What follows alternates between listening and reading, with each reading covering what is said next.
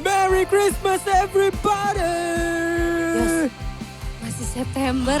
Masih kan sama-sama berbernya kan jadi. Kamu tuh kelamaan di rumah. Iya benar ya. Makanya, tapi jangan khawatir sekalipun kita di rumah. Aku percaya nih hadirat Tuhan tetap masih ada dan pasti ada dimanapun kalian Amin. berada ya kan. Yes. By the way ya, kalau minggu keempat gini biasanya kita ngerayain apa coba? Tahun. Nah ini yang baru diucapin. Yes, Happy birthday buat yang berulang tahun di bulan September. Oke. Makanya ibadah hari ini kita rayain sama-sama juga ya. Sambil loncat-loncat, yang ulang tahun harus lebih semangat. Enggak, semuanya harus semangat. Yes, oke. Yuk sebelum kita mulai, mari kita berdoa.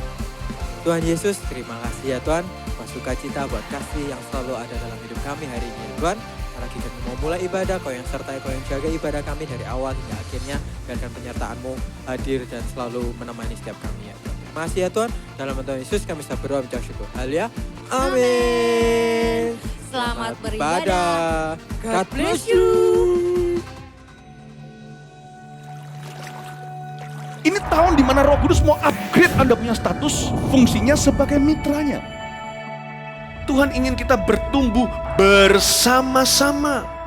Carilah orang yang available untuk sepakat dalam perkara benar dengan diri Anda. Tuhan akan mengirim kepadamu orang-orang yang tanpa wajah, tanpa nama untuk menguatkan Anda. Jawaban kadang-kadang muncul dari tempat tak terduga. Bangun teamwork aja dengan Roh Kudus dulu. Lalu bangun tim-tim dalam kehidupan kita. Dan dalam takut akan Tuhan. Percayalah, breakthrough, terobosan itu akan terjadi bukan dari pedangmu. Tahun ini mari kita percepat diri. Quick to listen, cepat untuk mendengar, lambat untuk berkata-kata, cepat untuk taat, lambat. Atau bahkan kalau bisa jangan berbuat dosa. Satu dari kamu mengalahkan 1000 musuh itu quality, tapi Tuhan tidak berhenti di situ. 2 berlaksa-laksa. Kami mencetuskan bahwa supaya yang datang di sini bukan jadi jemaat akhirnya, tapi semua jadi murid-murid yang berbuah-buah lebat. Gereja Mawar Sharon sekali mengayunkan tombaknya, berdirilah 300 gereja. Mari kita bersatu. Mari kita akselerasi. Sampai 2030 300 gereja ini benar-benar terjadi.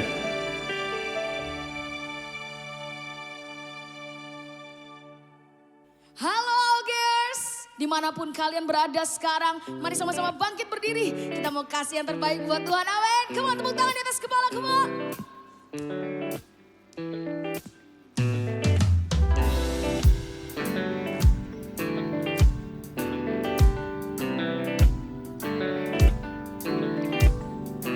Kasih yang begitu besar, lebih kuat dari dosa.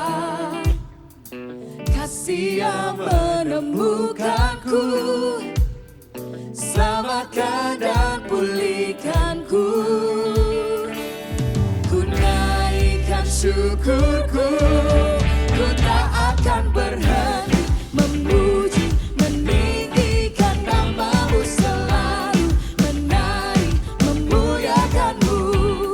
Dibebaskan, dibangkitkan, hidup yang kami dan kini hanya untukmu. Wow.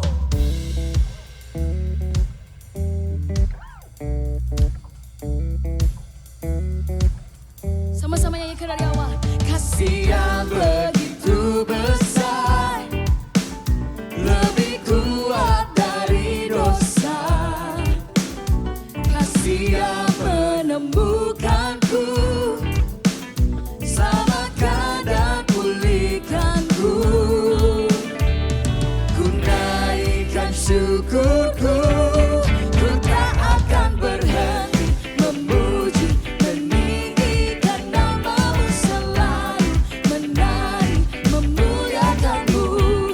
Dibebaskan, dibangkitkan, hidup yang kami dan kini hanya untukmu.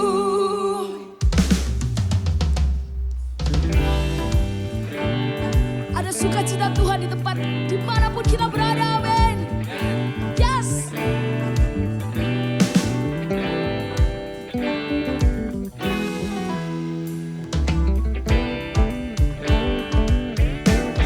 Ku tak akan berhenti memuji,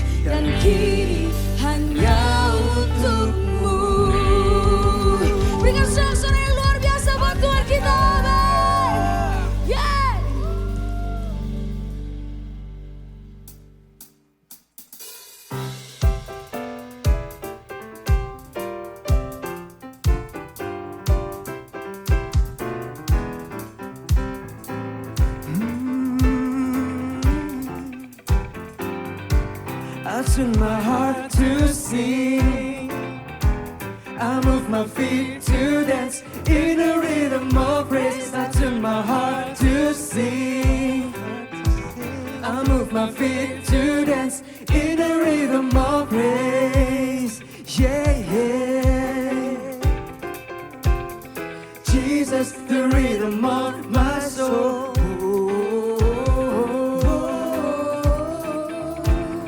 Jesus, the rhythm of my soul. 1, 2, 3, go!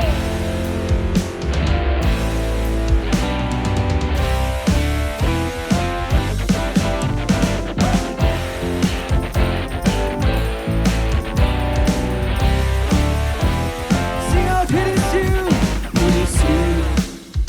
the Savior of my soul, the lifter of my head.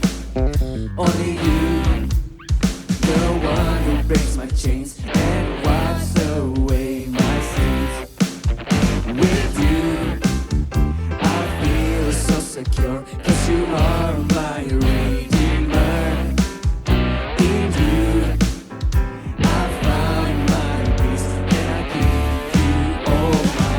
On the thoughts of who you are, makes melodies in me.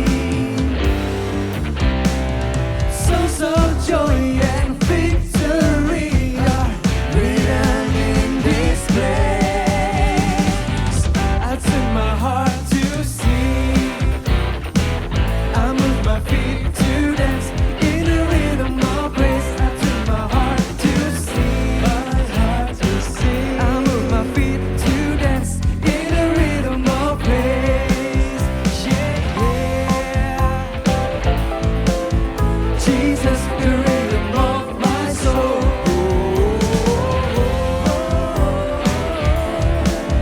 Jesus, the rhythm of my soul. Come everybody, clap your hands. Sing with me, it is you, the Savior of my soul, the lifter of my head. Amen. Only you, the one who breaks my chains and wipes away my sins. With you, and I feel so secure, 'cause you are my Redeemer. In you, and I find my peace, and I give you all my praise. On the thoughts of who you are, make melodies in me. Hey, hey. Songs of joy and victory are written in this place. I tune my heart to sing. I move my feet to dance in a rhythm of praise. I tune my heart to sing. I move my feet to dance in a rhythm of praise. Yeah, Jesus, the rhythm of my soul.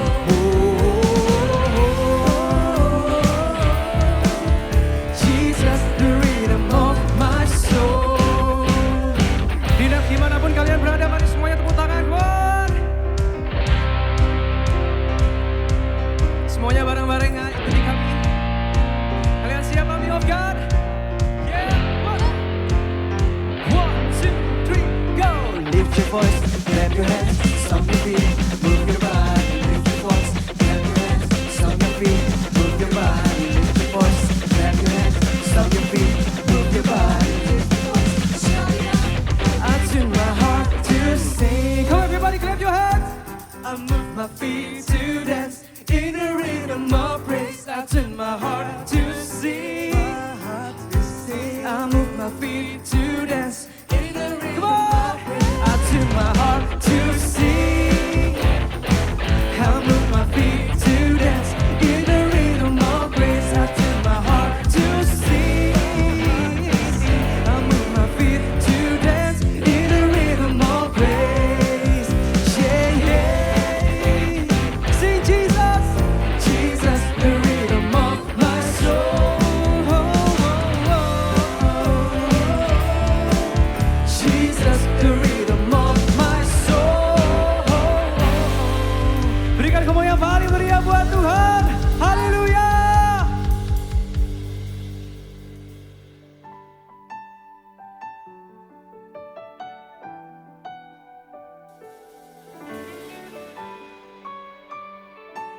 Jesus.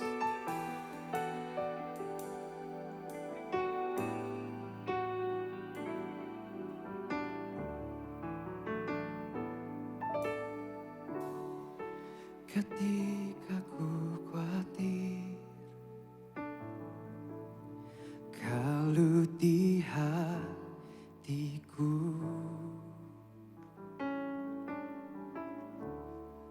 ku datang padamu, nyatakan doa dan ucapan syukur. Damai sejahtera yang melampaui segala akal akan memelihara hati dan pikiranku dalam Kristus Yesus. Ini yang kami pikirkan Tuhan, ini yang kami katakan. Semua yang benar, semua yang mulia, semua yang adil dan suci, semua yang manis, yang sedap didengar, semua kebajikan yang patut dipuji, ku pikirkan semua itu. Thank you Jesus for your love. Damai sejahtera yang melampaui segala akal akan memelihara hati kami Tuhan, hati dan pikiranku dalam Kristus Yesus.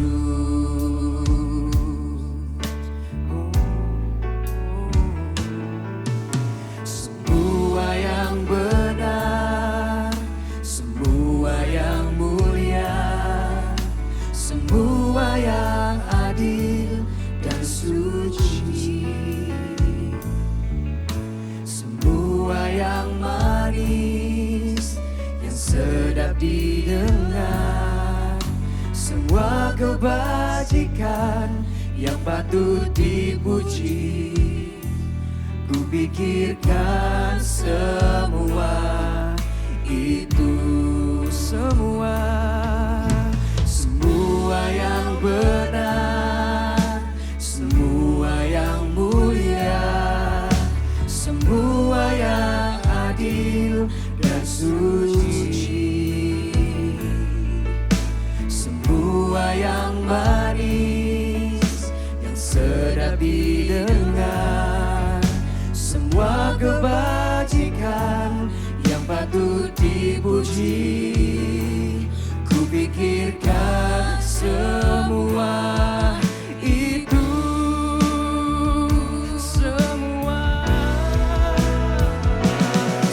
Semua yang benar, semua yang mulia, semua yang adil dan suci, semua yang manis, yang sedap didengar, semua kebajikan yang patut dipuji, kami pikirkan, ku pikirkan semua itu. Semua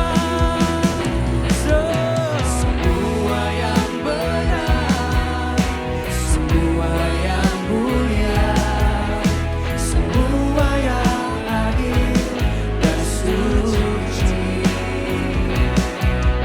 semua yang manis, sedap didengar, semua kebajikan yang patut dipuji, ku pikirkan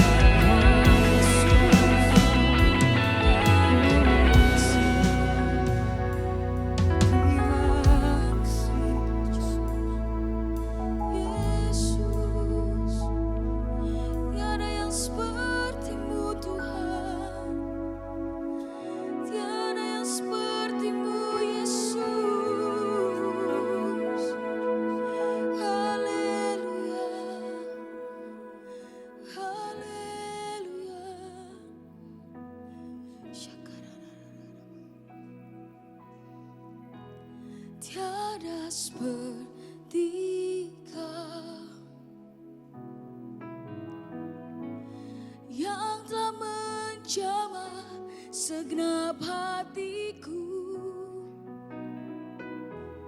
Tak seorang pun di dalam hidup ini seperti Kau, Tuhan.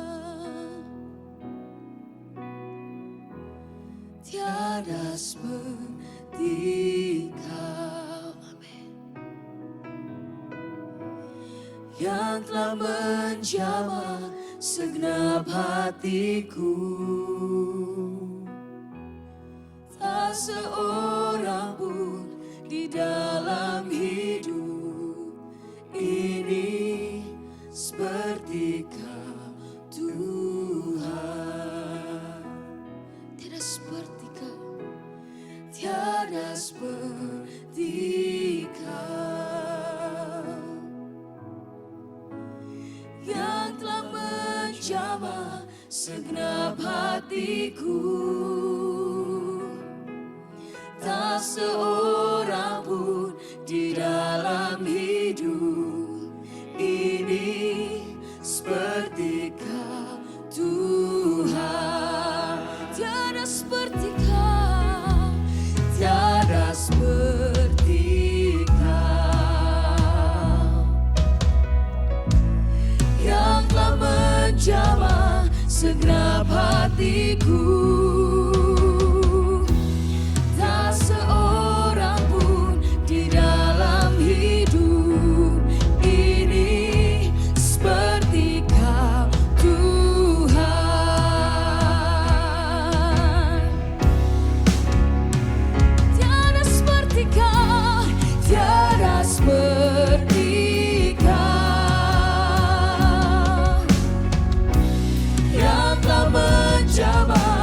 Segenap hatiku, tak seorang pun di dalam hidup ini seperti Kau, Tuhan. Tiada seperti Kau yang telah menjamah segenap hatiku. Tak seorang pun di dalam hidup ini seperti Kau, Tuhan. Tak seorang pun di dalam hidup ini seperti Kau, Tuhan.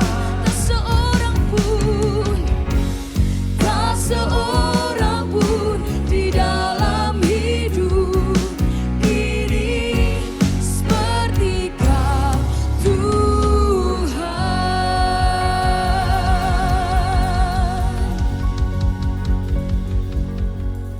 Bapa yang sangat baik dalam kehidupan kami. Sejak masa muda kami mau berkata bahwa tiada pribadi seperti Engkau yang begitu baik dan begitu manis dalam kehidupan kami. Sepanjang hidup kami mau mengasihi Engkau, kami mau mencintai Engkau dengan segenap hati kami. Bapa, bawa kami untuk mengenal Engkau lebih lagi, bawa kami untuk mengenal isi hati-Mu lebih dalam lagi. Biarlah lewat firman-Mu, itu yang akan menerangi setiap langkah kami. Dari sekarang sampai selama-lamanya. Kami bawa hati kami persiapkan hati kami Tuhan. Untuk masuk dalam hadirat-Mu lebih dalam lagi. Roh Kudus, tuntun hamba-Mu yang akan menyampaikan firman. Bila firman ini disampaikan sesuai dengan isi hati-Mu. Dan setiap telinga yang mendengarkan akan tahu bahwa ada seorang pribadi yang akan terus bersama-sama dengan mereka dalam setiap kondisi dan situasi kehidupan mereka dan tidak pernah meninggalkan mereka, yaitu Engkau, Allah yang setia dalam kehidupan kami. Kami siap Tuhan, hanya di dalam nama Tuhan Yesus kami sudah berdoa dan kami mengucap syukur. Haleluya. Amin. Terima kasih Praise and Worship. Shalom Army of God dimanapun kalian berada. Satu kesukaan kembali lagi kita dapat berkumpul di ibadah raya sekalipun ya. Hari ini kita gak bertatap muka secara langsung. Tapi saya bisa merasakan kehadiran kalian di tempat ini. Kalian begitu dekat di hati kami. Kami kangen dengan kalian. Kami percaya kalian juga kangen dengan kami yang ada di sini. Dan hari ini persiapkan hati kita. Sama-sama kita mau gali kebenaran firman Tuhan. Dan saya berdoa bila sungguh Allah Roh Kudus akan menyertai dimanapun kalian berada. Untuk menuntun dari firman ini poin demi poin sampai akhirnya kita semua akan diberkati. Amin. Yang siap katakan amin. Boleh ambil Alkitabnya. Hari ini saya akan berkhotbah dengan judul Overcoming Your Limitation. Ya, bicara tentang limitation itu berasal dari sebuah kata yaitu limit. A limit is that thing that doesn't allow you to maximize your potential. Jadi limit itu adalah sebuah hal atau sesuatu yang membatasi kita atau yang tidak mengizinkan kita secara manusia untuk memaksimalkan potensi kita. Nah, bicara tentang itu, ada satu kebenaran dari firman Tuhan yang perlu kita tahu sebagai orang percaya. Kita semuanya ini diciptakan unik oleh Tuhan. Tuhan itu ciptain kita berbeda satu dan lainnya. Saya dan Anda berbeda. Gak ada yang 100% sama. Bahkan yang lahir kembar pun mereka gak 100% sama. Inilah keunikannya Tuhan dan kebaikannya Tuhan dalam menciptakan kita. Nah, di dalam keunikan itu tidak ada satu orang pun yang diciptakan dengan sempurna. Tidak ada satu orang pun yang diciptakan serba bisa. Pasti dalam kehidupan kita sebagai manusia tentunya kita punya banyak yang namanya keterbatasan. Tapi gini ya, kalau bicara masalah keterbatasan, kita itu sudah buru-buru ngomongin sesuatu yang buruk nih, sesuatu yang negatif. Tapi ayo kita sama-sama belajar untuk melihat dari dua sisi koin yang berbeda, ya. Walaupun keterbatasan itu selalu bicara tentang hal yang negatif, bisa berupa keterbatasan fisik, ada yang mungkin terlahir dengan kondisi yang spesial secara fisik, dia mungkin gak sempurna, ya. Kemudian ada juga keterbatasan yang muncul karena situasi dan kondisi. Entah itu kondisi perekonomian, keuangan, terbatas secara apa yang kita punya. Terbatas secara kondisi kita. Kemudian bisa juga bicara tentang keterbatasan secara skill atau kemampuan kita. Ada begitu macam banyak keterbatasan yang seolah-olah berbau negatif tadi itu ya. Tapi sebenarnya keterbatasan itu nggak selalu bicara tentang hal yang negatif kok. Kalau dilihat dari sisi koin yang satunya, keterbatasan itu juga bisa berbicara atau bisa memicu kita untuk memunculkan sesuatu yang positif dalam kehidupan kita. Salah satunya, sering banget nggak dengar istilah kayak gini, kalau udah kepepet apapun bisa terjadi gitu ya. Kalau orang udah terbatas banget nih, udah terpojok, udah kepepet banget, itu ide-ide kreatifnya justru banyak yang muncul. Saya pernah nih dalam keadaan kayak gitu ya, mau pergi nih udah buru-buru, terus baju belum disetrika. Alamak ternyata setrikanya nggak ada. Terus mikir kan, gimana nih nggak mungkin pergi dengan keadaan baju yang belum disetrika. Akhirnya muncul ide kreatifnya. Setrikaannya pakai apa? Pakai catokan rambut. Jadi orang itu banyak ya, dalam keadaan yang kepepet atau terdesak, yang serba terbatas, justru ide-ide kreatifnya keluar. Nah, tapi sayang banget, dari keterbatasan itu banyak yang justru melihat dari sisi koin yang negatif. Banyak yang menggunakan keterbatasan secara pribadi yang dimiliki di kehidupannya, itu sebagai alasan untuk tidak mau mengembangkan diri lagi. Untuk berdiam diri dan gak mau berusaha lebih. Kalau mau dipikir-pikir lebih dalam lagi ya sebenarnya. Kenapa sih orang yang hanya fokus pada keterbatasannya itu gak mau berusaha? Kalau kita tarik benang merahnya sampai ke akarnya, Kebanyakan dari antara mereka karena mereka tersebut, mereka sendiri gak punya yang namanya tujuan hidup. Orang yang kehilangan tujuan hidup itu pasti deh akan merasa oke, hidup itu ya gini-gini aja, gak usah lebih. Kita mengalir aja. Hidup itu kayak air, nanti ngalir. Toh ya yang penting hari ini aku sehat, aku bisa makan, aku punya apa yang aku punya, udah cukup, gak usah lebih. Gak mau berusaha lebih lagi. Padahal kalau seseorang itu punya sebuah tujuan hidup itulah yang akan memicu dirinya untuk mengalahkan setiap keterbatasan yang ada di dalam dirinya. Karena dia tahu, dia diciptakan dengan sebuah tujuan, bukan hanya untuk sekedar menu-menuhin bumi ini. Tapi dia ingat kepada Sang Pencipta Tuhannya, bahwa Tuhan yang begitu baik, yang menciptakan dirinya yang gak iseng, tapi menciptakannya dengan berbagai macam keunikan di dalam diri, baik itu keterbatasan, kelemahan maupun dengan segala macam potensi, itu punya sebuah tujuan untuk memuliakan Tuhan. Dan orang yang tahu tujuan hidupnya, pasti akan berusaha gimana caranya untuk dia mencapai tujuan hidupnya, sekalipun dia memiliki banyak keterbatasan. Justru itulah yang memicu kehidupannya untuk selalu berbuat lebih dan mengalahkan setiap keterbatasannya. Nah, hari ini kita akan belajar dari seorang tokoh di Alkitab yang sampai hari ini kisah hidupnya sangat menginspirasi saya secara pribadi. Saya banyak belajar dari tokoh ini, bagaimana kehidupannya yang tidak sempurna, bahkan dia lahir gak langsung jadi seorang yang gagah perkasa. Memang sampai akhir kehidupannya dia dikenal dengan banyak perkara yang dikerjakan dalam kehidupannya. Baik di mata orang-orang sekelilingnya maupun di hadapan Tuhan. Tapi kita nanti akan lihat bahwa orang tersebut juga, tokoh ini pun juga memulai dari hal sederhana. Dia pun punya banyak keterbatasan dan dia tidak menyerah dan berhenti hanya melihat dirinya dan melihat apa yang kurang di hidupnya. Kita akan belajar dari seorang raja yang hebat, yaitu Raja Daud. Kita sama-sama tahu ya, Raja Daud ini adalah raja yang paling dikenal di bangsa Israel. Kepemimpinannya itu sampai turun-temurunnya. Sampai hari ini kalau orang bicara tentang Raja Daud, kayaknya gak ada satu orang pun deh yang gak tahu ya tentang kisah Alkitab ini. Nah, kita sama-sama buka di 1 Samuel 16. Nanti kita akan baca beberapa ayat di 1 Samuel 16 dan 17. Kita gak akan baca semuanya ya. Ini PR buat kalian yang ada di rumah. Nanti setelah ibadah bisa dibaca yang full supaya tahu ceritanya dengan jelas. Atau bisa mulai dari perikop awal. Tapi nanti saya akan tuntun di ayat mana yang akan kita baca. Bicara tentang keterbatasan, bagaimana kita ini untuk jadi orang yang bisa overcome.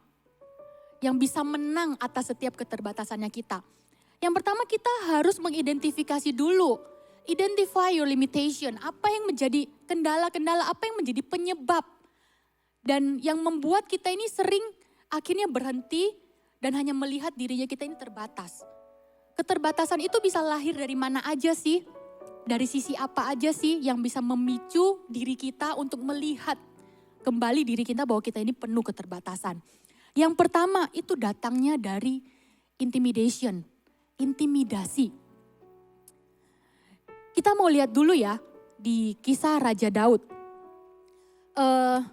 Diceritakan di perikop ayat pasal yang ke-16 dan 17. Di situ diceritakan bagaimana Nabi Samuel yang saat itu adalah seorang nabi besar di zaman itu. Diperintahkan oleh Tuhan untuk datang ke rumah Isai. Isai itu papanya Daud. Untuk mengurapi Daud sebagai raja. Tapi di awal ketika Tuhan memberikan perintah itu, Samuel belum tahu nih kalau Daud yang akan jadi raja. Jadi dia datang hanya modal taat sama Tuhan dan dia datang ke rumah Daud. Kemudian di zaman itu yang namanya kalau seorang nabi mau datang ke rumah, itu sebuah acara yang besar banget. Dan seharusnya semua keluarga itu tahu dan ada di sana. Untuk apa? Untuk sama-sama prepare, untuk sama-sama menyambut si nabi ini. Karena nabi itu adalah orang yang sangat dihormati hari itu. Dia adalah perantara yang bisa menyampaikan isi hati Tuhan. Nah tapi ketika itu justru Daud gak ada di sana. Di ayat yang ke-11 ketika Samuel akhirnya datang ke rumah itu dan Samuel berkata sama Isai, Isai mana aja anak-anakmu? Kemudian dilewati tuh satu-satu, mulai dari Eliab, kemudian Abinadab, kemudian Syama, si koko-kokonya Daud ya. Terus mereka kan perawakannya gede, perawakannya itu bagus, kekar. Karena mereka ini adalah tentara-tentaranya Israel. Jadi mereka udah di training sedemikian rupa dengan postur tubuh yang bagus. Ketika Samuel lewati satu-satu, sempet tuh Samuel pikir kayak gini, wah ini pasti yang Tuhan pilih, ini pasti orang yang diurapi Tuhan. Tapi Tuhan berkata di ayat yang ke-7, Tuhan bilang kayak gini, jangan pandang parasnya atau perawakan yang tinggi. Aku menolaknya, bukan itu. Dan demikian seterusnya, sampai ke Syama, sampai ke semua saudara Daud dilewati oleh Samuel. Dan Tuhan tetap bilang, bukan ini yang aku mau urapi. Akhirnya Samuel ini bingung kan, loh kalau Tuhan suruh ke sini, kenapa kok gak ada dari antara mereka ini yang akhirnya bisa diurapi. Bertanyalah Samuel kepada Isai, dibilang kayak gini, Isai emangnya anakmu cuma ini aja? Masa udah semua ini? Barulah Isai bilang kayak gini, oh iya aku lupa, ada satu lagi anak yang paling kecil, namanya Daud. Tapi dia itu biasanya menggembalakan kambing domba di padang. Dia kayaknya gak mungkin deh. Secara arti harafiah ya, mungkin Isa itu bilang kayak gini, gak mungkin deh dia tuh masih kecil. Perawakannya loh, bahkan firman Tuhan bilang ia kemerah-merahan, dia masih kecil kayak gitu. Tapi Samuel bilang enggak, panggil, suruh pulang. Dan akhirnya pulanglah Daud dari padang dan kemudian Tuhan berkata kepada Nabi Samuel, inilah orang yang aku pilih, urapilah dia. Di zaman ini, ketika kejadian ini, Daud bisa saja mengalami intimidasi. Intimidasi itu datangnya dari mana aja sih? Bisa dari pengalaman, bisa dari perkataan orang di sekelilingnya, bisa juga dari apa yang terjadi di masa lalunya, apa yang dialaminya semenjak hidupnya. Kalau dari cerita ini bisa disimpulkan bahwa sebenarnya Daud ini bukanlah orang yang diperhitungkan oleh papanya. Bahkan untuk sebuah acara yang paling penting seperti ini pun Daud tidak dilibatkan. Artinya apa? Papanya dan mungkin keluarganya tidak menganggap Daud itu penting. Bisa nggak Daud kecewa? Kenapa kok aku nggak diajak? Kenapa kok aku nggak dipanggil? Tuh lihat akhirnya aku kan yang jadi raja. Bisa nggak? Dia punya nggak hak untuk berkata demikian? Untuk kecewa. Dan akhirnya intimidasi itu datang dan ngomong terus di dalam hidupnya, kamu ini loh gak layak, kamu ini gak layak. Bisa aja loh. Dan mungkin saja sepersekian detik Daud mengalami itu. Gak hanya itu, gak berhenti sampai di sana intimidasi yang dialami oleh Daud. Kalau kita lanjut sampai ke pasal ke-17, setelah peristiwa itu dan setelah Daud diurapi menjadi raja, dia gak serta-merta tuh jadi raja ya. Ada kurun waktu tertentu untuk dia masih harus melayani di istana Saul, menjadi pemain kecapi. Kemudian sampai kepada satu peristiwa bangsa Filistin mengutus pahlawannya yang bernama Goliat untuk maju berperang melawan bangsa Israel. Bangsa Filistin ini orangnya gede-gede dibandingkan dengan orang Israel. Dan Goliat ini, si orang yang bernama Goliat ini, dia adalah raksasa, orang yang paling besar di antara semua bangsanya. Dia udah di training sedemikian rupa untuk berperang. Dan saat itu majulah dia untuk berperang melawan bangsa Israel. Dan sebelum berperang dia mengolok-olok dulu bangsa Israel. Sampai satu kisah di pasal yang ke-17 di ayat 12, perikopnya di situ dikatakan Daud tiba di medan pertempuran. Waktu itu papanya kasih tugas nih ke Daud. Kamu bawain dong makanan buat koko-kokomu yang lagi perang. Terus kamu cek ya, kokomu ini selamat nggak? Papa ini khawatir, papa pengen tahu. Nih dipackingkan tuh makanan buat Daud kan. Kemudian dia pergi dan tibalah dia di medan perang. Dia lihat tuh si Goliat yang mengolok-olok bangsa Israel. Dia pun sempat merasa, siapa orang ini? Kok gede banget? Terus dia mengintimidasi bangsa Israel, which is Daud ini juga kan bangsa Israel. Jadi dia pun juga mengalami intimidasi dari si Goliat ini. Gak berhenti sampai sana, dia penasaran lah, dia tanya sama tentara yang ada di sana. Ini ada apa sih? Kemudian dijelaskan. Orang ini mengolok-olok bangsa kita dan siapa yang bisa mengalahkannya, raja akan mengaruniai hadiah, akan diberikan putrinya raja untuk jadi istrinya. Lagi ngobrol-ngobrol gitu, tiba-tiba kita sama-sama baca di 1 Samuel 17 ayat ke-28. Kata Eliab kakaknya yang tertua, mendengar perkataan Daud kepada orang-orang itu, bangkitlah amarah Eliab kepada Daud sambil berkata, mengapa engkau datang? Dan pada siapakah kau tinggalkan kambing domba yang 2-3 ekor itu di padang gurun? Aku kenal sifat pemberanimu dan kejahatan hatimu. Engkau datang kemari dengan maksud melihat pertempuran. Tetapi jawab Daud, apa yang telah kuperbuat? Aku hanya bertanya aja. Jadi tiba-tiba dia lagi tanya gitu, kokonya datang dan marahin dia. Kamu ini ngapain sih kesini? Anak kecil, jangan kepo. Aku tahu kamu itu orangnya kepo banget. Kamu suka ikut campur dengan hal-hal kayak gini. Terus Daud bilang kayak gini, aku loh salahnya apa? Aku ini cuma tanya aja. Belum apa-apa dia tuh udah diintimidasi dulu sama kokonya. Kamu ini masih kecil. Udah kamu ini bukan tempatmu. Kalau saya artikan secara harafiah. Kemudian gak berhenti sampai di sana. Dipanggillah si Daud bertemu dengan Raja Saul. Kemudian dia mendapatkan intimidasi lagi. Karena di ayat 33, tetapi Saul berkata kepada Daud, tidak mungkin. Ada kata tidak mungkin, artinya mustahil. Engkau dapat menghadapi orang Filistin itu untuk melawan dia. Sebab engkau masih muda.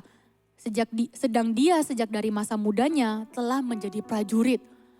Bahkan Raja Saul pun, yang mana saat itu Daud ini adalah orang kesayangannya Saul ya. Saul pun bisa berkata, tidak mungkin, mustahil Daud. Kamu ini loh masih muda. Kamu ini masih kecil, kamu bisa apa? Dari pengalamanmu loh, kamu gak punya pengalaman apa-apa. Goliat itu dia dari kecil udah di training, kamu bisa apa? Mana bisa kamu ini lawan dia? Mana bisa kamu datang maju berperang untuk kalahkan Goliat? Gak mungkin, gak mungkin. Begitu banyak intimidasi yang datang dalam kehidupan Daud. Hari ini keadaan kita seperti apa? Kita mungkin sudah punya sebuah goal, sebuah tujuan yang sedang kita persiapkan. Kita mungkin sedang ingin merintis sebuah usaha baru.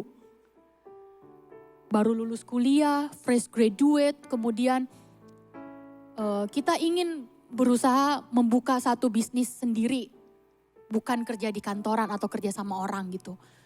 Tapi intimidasi itu datang dari kiri kanan dan ngomong, hari gini dengan modalmu itu daripada kamu resikokan modalmu untuk sebuah usaha, mending kamu kerja dulu deh sama orang lain. Kamu gak akan berhasil lah, musim pandemi kayak gini gak mungkin lah usahamu itu berhasil. Kamu mau jualan apa sih? Jualan makanan loh, semua orang sekarang tiba-tiba jadi koki. Semua orang sekarang buka PO. Jual online, kamu udahlah sainganmu banyak. Gak mungkin lah kamu bisa berhasil. Banyak mungkin intimidasi yang datang. Atau mungkin ya, hari ini engkau cewek-cewek di sana yang sedang dalam masa penantian. Kemudian orang kiri kananmu mungkin selalu ngomong, kamu udah umur berapa?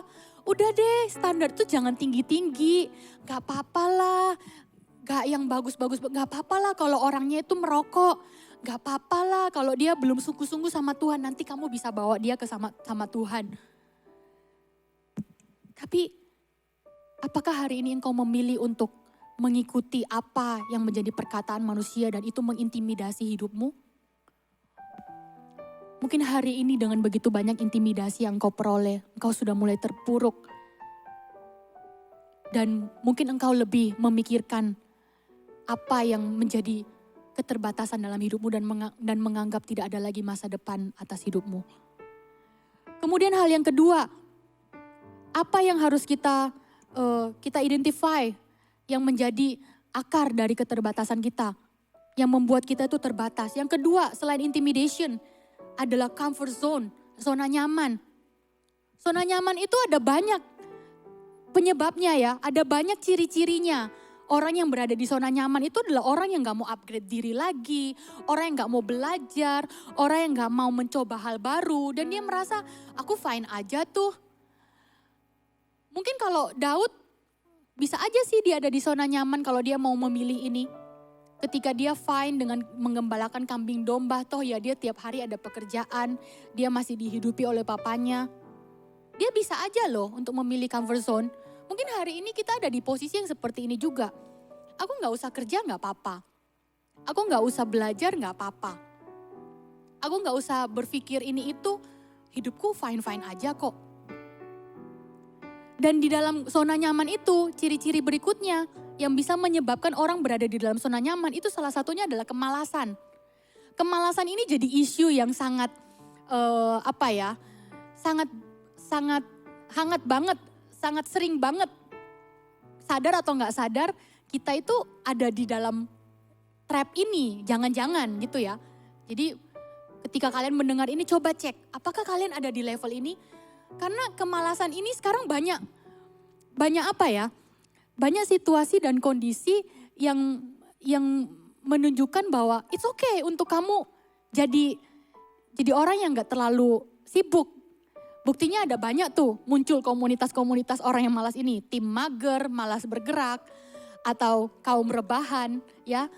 Kalau kita lihat postingan di Instastory atau di sosial media apapun, ada pilihan nih, kamu tim mana nih? Kaum mager atau tim rebahan atau tim yang kerja atau tim yang produktif.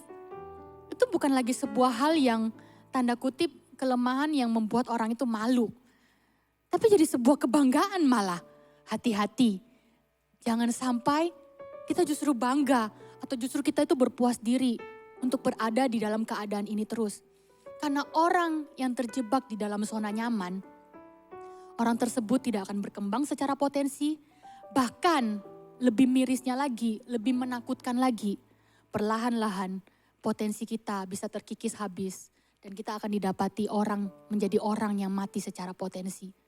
Ketika orang lain sudah bisa lebih hebat, ketika orang lain di masa-masa ini sibuk untuk mengupgrade dirinya, belajar bahasa, kemudian cari tahu dunia bisnis online seperti apa. Tapi kalau engkau hanya memilih untuk berdiam diri dan merasa, oke, aku fine dengan apa yang aku punya sekarang. One day, ketika engkau dihadapkan dengan sebuah peluang bisnis yang mana mungkin membutuhkan keahlian-keahlian, harus bisa berbahasa Inggris, harus bisa mengerti dunia bisnis online. Kemudian peluang itu akan hilang karena engkau gak memilikinya. Karena engkau menghabiskan waktu-waktumu hanya berdiam diri di zona nyaman. Dari semua keterbatasan itu, apa yang perlu kita lakukan untuk kita bisa overcoming our limitation?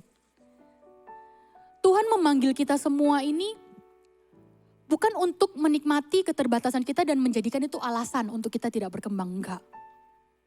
Tuhan mau kita itu menang atas keterbatasan kita.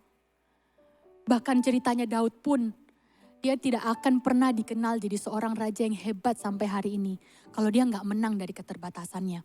Kita mau belajar sekali lagi, apa yang perlu kita lakukan, yang bisa kita lakukan ketika kita dihadapkan dengan keterbatasan dan kita harus menang melawan itu. Yang pertama, move on.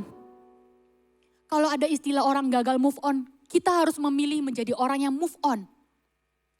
Daud memilih tidak menghiraukan apapun yang terjadi di masa lalunya. Ketika dia mungkin dilupakan, dia memilih untuk tidak kecewa sama keluarganya. Dia juga tidak menghiraukan apa intimidasi yang berasal dari orang-orang sekelilingnya terdekatnya. Bahkan keluarganya pun ketika merendahkan dia, oke, dia dengar, mungkin saat itu dia sedih. Kenapa kokonya bisa berkata seperti itu sama dia. Tapi dia gak memilih untuk berdiam diri dan terus-terusan galau dengan perasaannya. Dia memilih untuk move on. Dia memilih untuk melupakan dan mengarahkan pada tujuan. Di depannya ada seorang Goliat yang harus dia kalahkan. Itu yang lebih penting. Bukan perkataan orang, tapi bagaimana dia menang melawan Goliat. Sama seperti di Filipi 3 ayat 13b. Berkata seperti ini.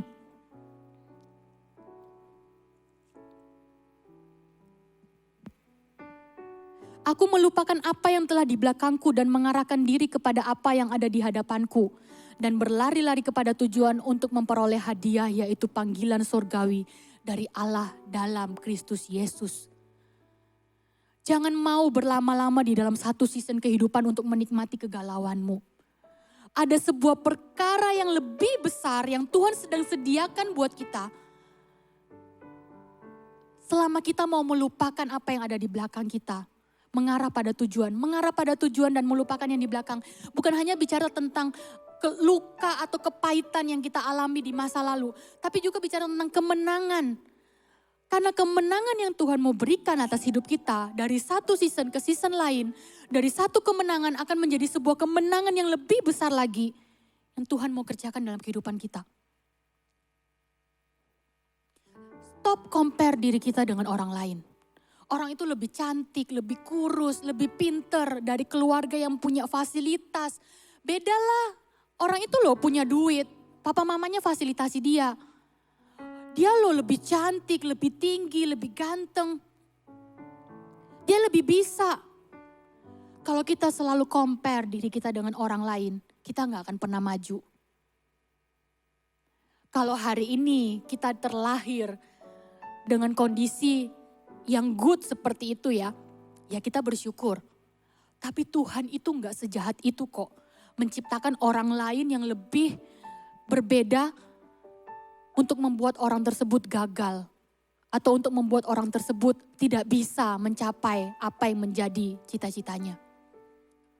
Tuhan itu tidak iseng menciptakan kita. Mungkin standar dunia berkata bahwa kalau kamu mau sukses, kamu harus cantik, kamu harus pinter, kamu harus kuliah. S3 mungkin. Ya which is good ya. Kalau kita bisa ada kesempatan untuk kuliah sampai ke jenjang berikutnya yang sangat tinggi selama kita masih punya kesempatan dan kita bisa, why not? Sangat bagus, bersyukur, kejarlah itu. Tapi kalau hari ini keadaan kita tidak memungkinkan untuk kita bisa kuliah yang tinggi, itu bukan berarti engkau gak bisa punya pekerjaan yang baik. Itu bukan berarti engkau gak bisa berhasil di bisnismu. Tuhan punya rancangan yang lebih besar. Move on dari perkataan orang yang ada di sekelilingmu. Bukan berarti kalau hari ini engkau masih belum melihat usahamu berkembang dan menghasilkan profit yang sangat tinggi. Bukan berarti engkau gagal. Ada proses yang harus engkau lewati. Dan tidak selalu melihat ke belakang. Tidak selalu melihat dirimu dengan orang lain. Move on. Seperti yang dilakukan oleh Daud. Dia terus maju dan dia berani mengambil langkah. Karena ini adalah poin yang kedua untuk kita overcome our limitation. Yang pertama kita move on, tapi kalau kita hanya move on aja, kita gak berani melangkah. Iman tanpa perbuatan hakikatnya adalah mati, kata firman Tuhan di Yakobus. Kita juga harus melangkah. Daud berani untuk melemparkan dirinya ke dalam medan perang. Dia gak peduli intimidasi yang datang dari orang-orang terdekatnya. Selama dia tahu apa yang dilakukan itu benar dan itu adalah yang Tuhan mau. Dia mau terus melangkah. Mungkin di masa lalu dia pernah gagal. Tapi pengalaman masa lalunya tidak membuat dia berhenti untuk melangkah lagi. Itu tidak menjadikan batasan untuk dia mencoba lagi. Motivate yourself. Challenge yourself. Terus tantang dirimu untuk mencoba hal-hal yang baru dan berani untuk melangkah. Percuma engkau punya planning yang sangat bagus, tapi kalau tidak ada langkah realnya, planning itu hanya akan jadi sebuah mimpi di angan-angan. Yang hanya engkau dan Tuhan yang tahu. Bangunlah dari tidurmu. Bangunlah dari tempat tidurmu. Jangan hanya setiap hari dihabiskan di dalam selimut. Dan bermalas-malaslah. Dan bermalas-malasan. Amsal berkata belajarlah pada semut. Semut itu loh mengumpulkan makanan. Di musim panas pun supaya apa? Waktu di musim tidak panen pun dia sudah punya persiapan makan. Mau sampai kapan engkau bermalas-malasan di atas kamar, di atas kasurmu dan berkata tidur sebentar lagi, mengantuk sebentar lagi, belipat tangan sebentar lagi. Sementara waktu terus berputar. Motivate yourself. Mulai bangkit, bangun dan set your goal step by step. Akan ada memang goal jangka panjang, tapi untuk mencapai itu kita perlu breakdown dulu. Jadi simple step yang bisa kita lakukan dan aplikatif di kesehariannya kita. Mulai dari apa sih? Kalau kamu mau bangun hari ini, kalau kamu mau jadi orang yang sukses, dimulai dari apa? Besok aku bangun pagi. Besok aku mau bangun pagi jam berapa? Jam 6 pagi. Itu adalah goal kecil yang kau bisa lakukan. Gak harus bicara tentang hal-hal yang besar. Mulailah dari hal simple. Besok aku mau bangun pagi jam 6, kemudian langsung mandi. Aku mau keluar untuk beli breakfast, kemudian balik untuk kerjakan tugasku sampai jam 11. Kemudian jam 11 aku mau ketemu dengan temanku untuk prospek bisnis. Kemudian sambil makan siang, setelah itu aku pulang, aku mau belajar lagi kuliah onlineku. Kemudian setelah itu malam aku ada dinner dengan papa mama, dengan keluarga. Dan setelah itu aku saat teduh dan tidur jam 10. Itu adalah step simple yang engkau bisa mulai targetkan untuk dirimu sendiri lakukan. Bukankah sebuah hal yang besar dimulai dari hal yang kecil? Firman Tuhan berkata ketika engkau setia pada perkara kecil, maka Tuhan akan menambahkan perkara besar dalam hidupmu. Dimulai dari engkau mengalahkan keterbatasanmu yang kecil itu.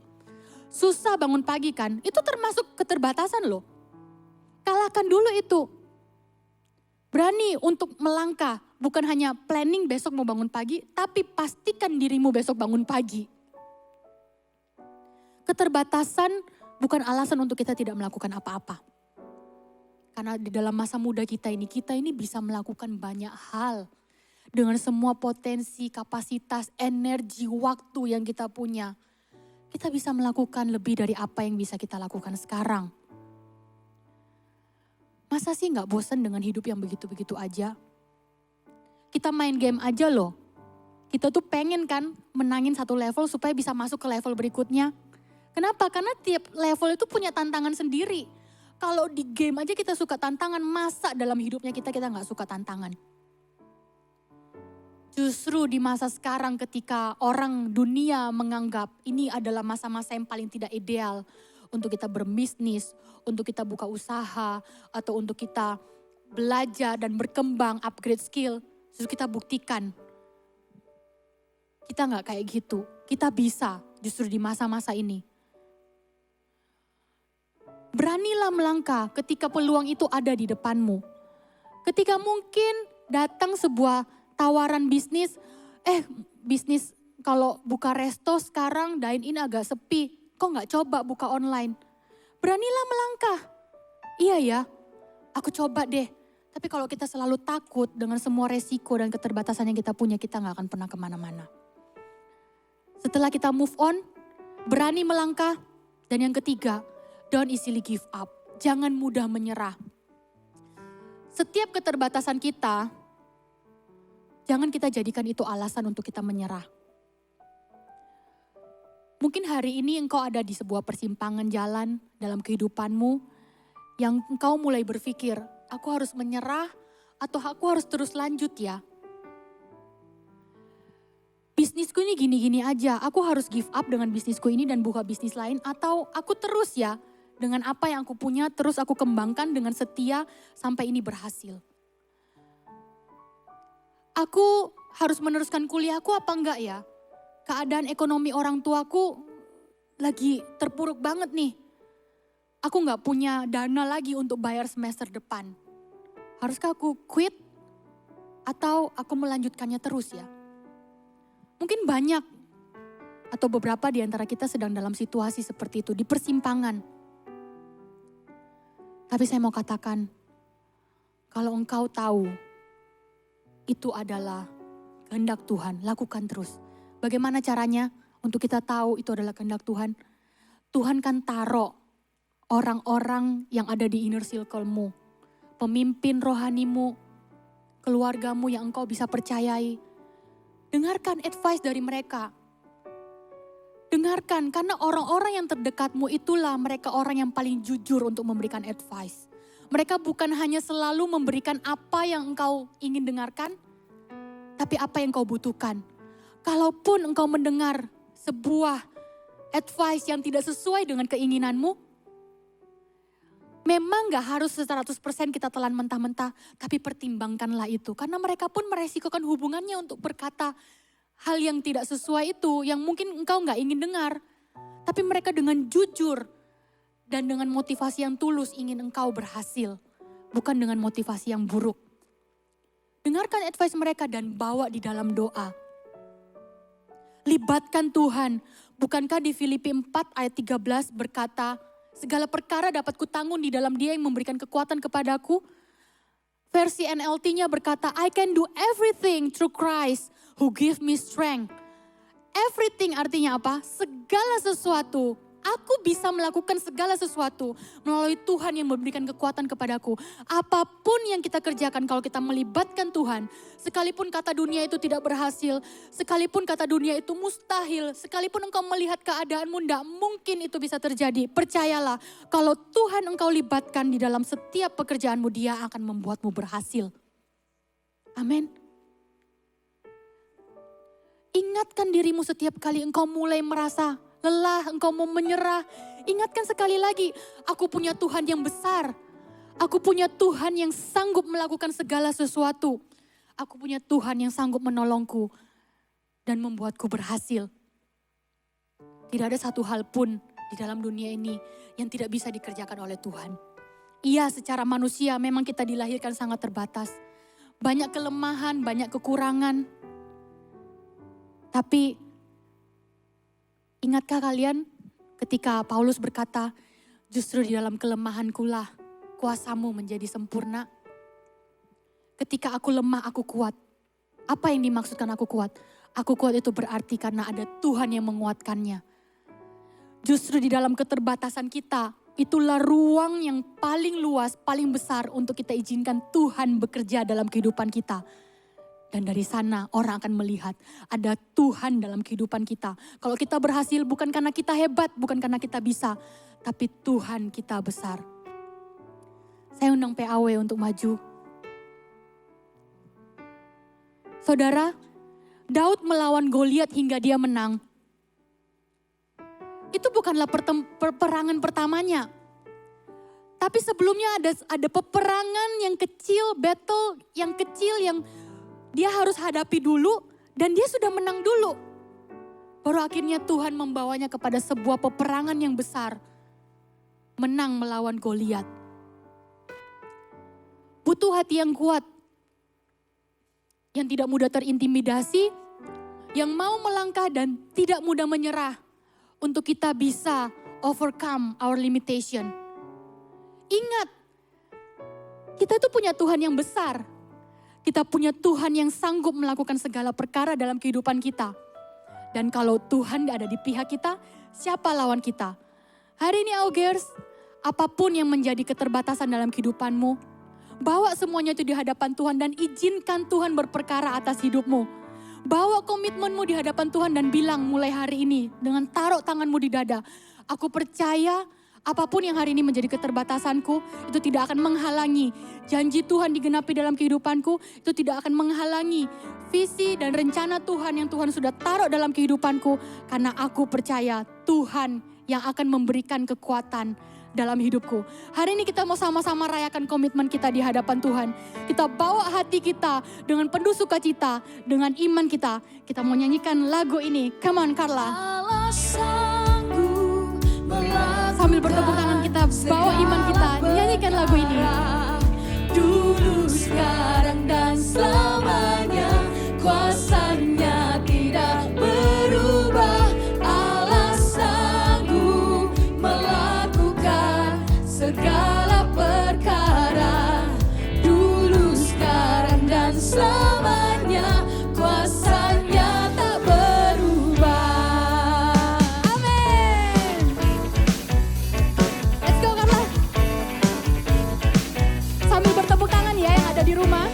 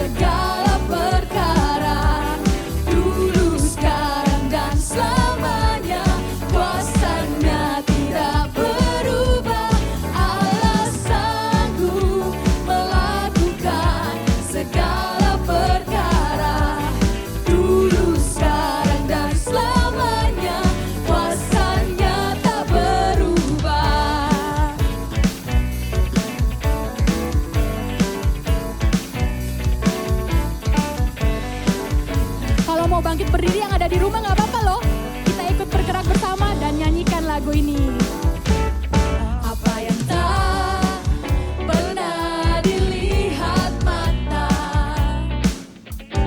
yang tak pernah didengar telinga, yang tak pernah timbul di dalam hati, semua disediakan bagi yang mengasihi Dia. Dengan iman kita katakan, Alasanku melakukan segala perkara, dulu, sekarang, dan selamanya, kuasanya tidak berubah.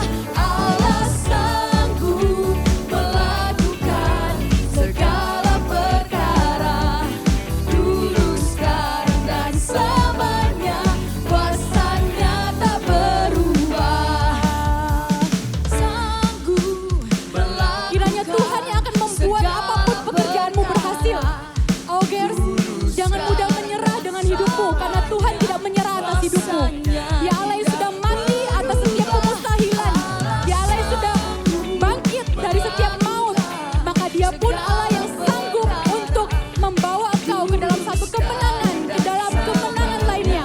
Terimalah di dalam nama Tuhan Yesus. Alasanku melakukan segala perkara, dulu, sekarang, dan selamanya, kuasanya tidak berubah. Alasanku melakukan segala perkara, dulu, sekarang, dan selamanya, kuasanya tak berubah. Dulu, sekarang, dan selamanya, tak berubah. Dulu, sekarang, dan selamanya, kuasanya tak berubah. Damai sejahtera dan sukacita daripada Allah Bapa, kasih karunia daripada Roh Kudus, menyertai engkau dari sekarang sampai selama-lamanya. Terimalah di dalam nama Tuhan Yesus. Haleluya. Amin. God bless you.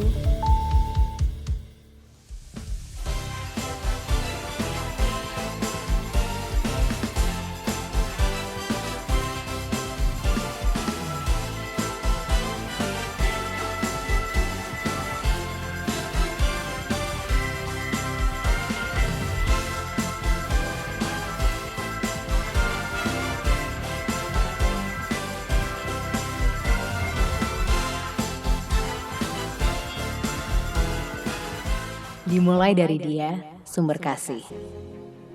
Untuk semua karya tangannya yang mulia, tanpa terkecuali.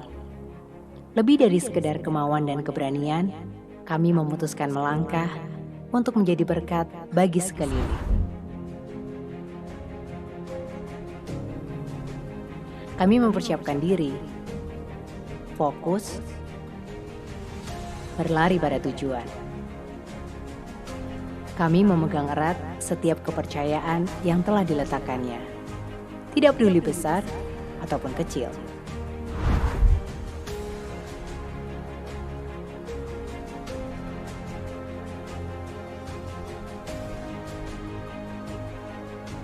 Dari tangan yang satu ke tangan yang lain. Masih dengan semangat yang sama. Tidak untuk disimpan, tetapi untuk dilanjutkan sesuai kehendaknya.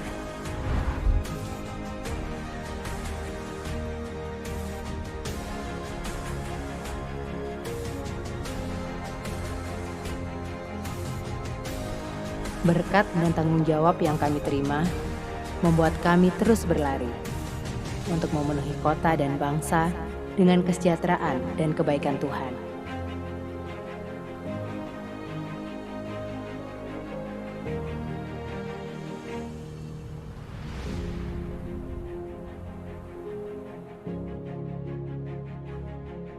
Selama masih ada tangan yang terulur, kami akan terus menjadi perpanjangan tangannya untuk menjadi berkat tanpa menunda.